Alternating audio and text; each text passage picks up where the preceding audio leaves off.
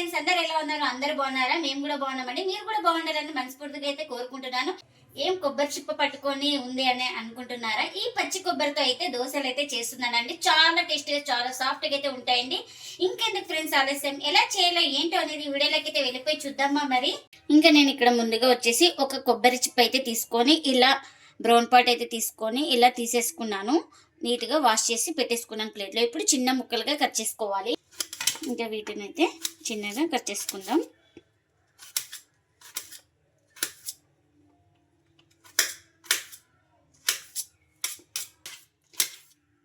ఇంకా మీరు కావాలంటే తురిమి కానీ గ్రైండ్ చేసుకోవచ్చు. నేను ఇక్కడైతే ఇంకా ముక్కలుగా అయితే కట్ చేసుకుంటున్నాను చిన్నగా. ఇంకా మీరు ఇక్కడ వచ్చేసి పచ్చి కొబ్బరి తీసుకోవాలండి. ఇంకా ఇలా ముక్కలుగా కట్ చేసుకున్నవి ఒక జార్ అయితే తీసుకొని ఇంకా అందులోకి అయితే వేసుకుంటున్నాను. ఇప్పుడు కొద్దిగా వాటర్ అయితే వేసుకోవాలి. ఇలా వాటర్ అయితే వేసుకొని గ్రైండ్ చేసుకున్నాం స్మూత్గా. ఇంకా ఇలా గ్రైండ్ చేసుకున్న తర్వాత ఒక స్ట్రైనర్ అయితే పెట్టేసుకొని ఒక బౌల్ తీసుకొని స్ట్రైనర్ పెట్టేసుకొని ఇంకా ఇప్పుడు ఇలా ఈ కొబ్బరి పాలను అయితే ఫిల్టర్ అయితే చేయాలి. మనం ఒక స్పూన్ తీసుకొని ఇలా వేసుకుంటే ఇంకా మనకు పాలు అయితే వచ్చేస్తాయి.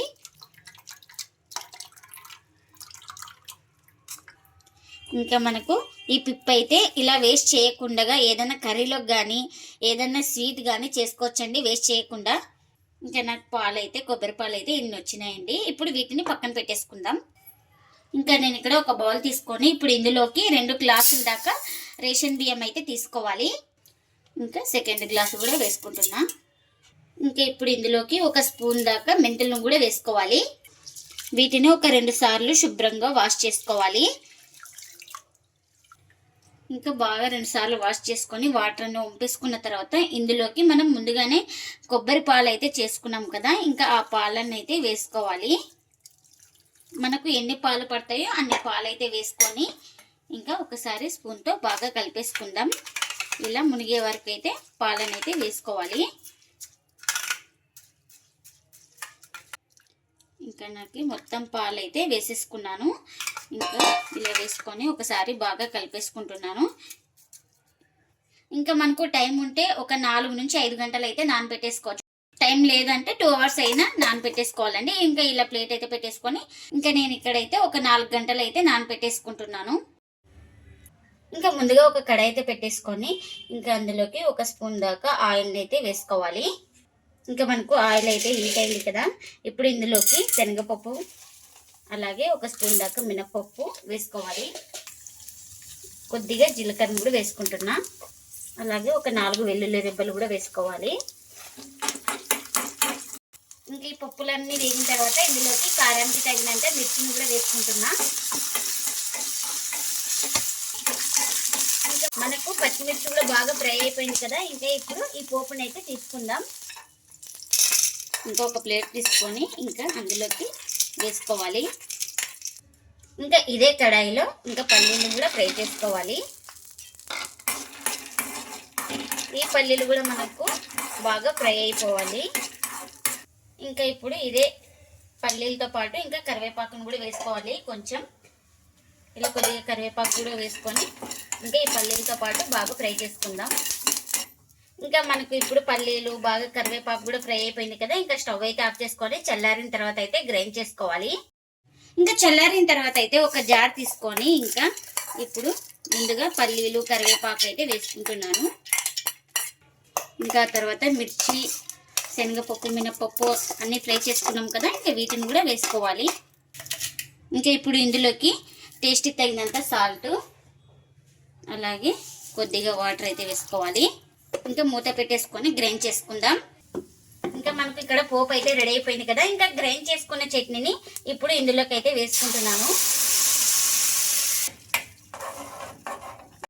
మనకు చట్నీ అయితే రెడీ అయిపోయింది.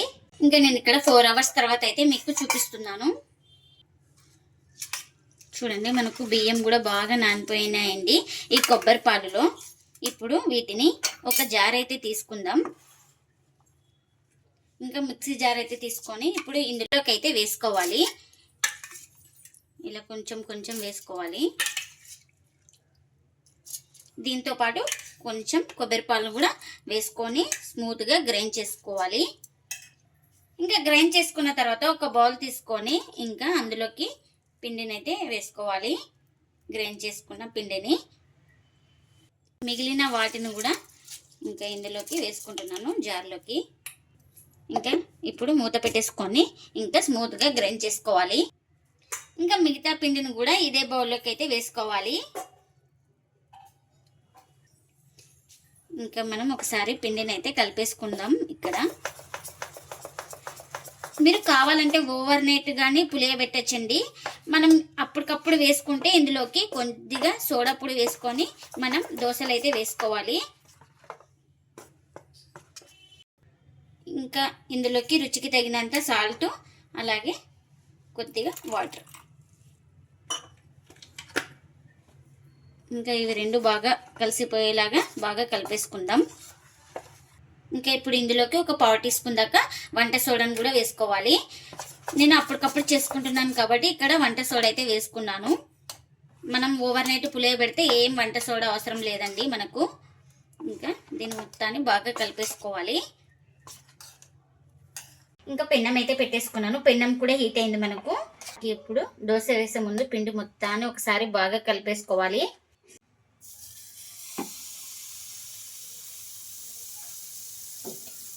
ఇలా కొంచెం లైట్గా స్ప్రెడ్ చేసుకోవాలి. మనకు ఇలా ప్లేట్ కవర్ చేస్తే మనకు తొందరగా కుక్ అవుతుంది. ఇంకా ప్లేట్ తీసి చూసుకుందాం కాలిందో లేదో మనకు దోశ అయితే. ఇంకా పైన మొత్తం తడి అయితే ఆరిపోయింది కదా. ఇంకా మనకు దోశ కూడా కాలిందండి. ఇంకా మనకు ఈ దోశ అయితే రెడీ అయిపోయింది. ఇంకా మనకు ఈ దోశ అయితే రెడీ అయిపోయింది కదా. ఇంకా ప్లేట్లోకి అయితే తీసుకుంటున్నా.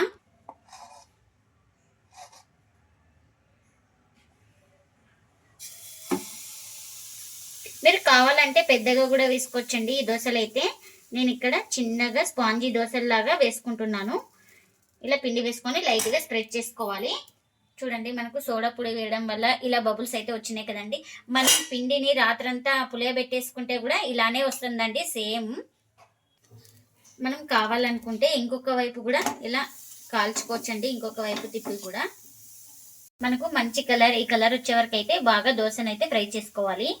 ఇంకా ఈ దోశ కూడా రెండు వైపులా బాగా కాల్చుకున్నాను. ఈ దోశ కూడా రెడీ అయిపోయింది. ఇక ప్లేట్లోకి అయితే తీసుకుంటున్నా.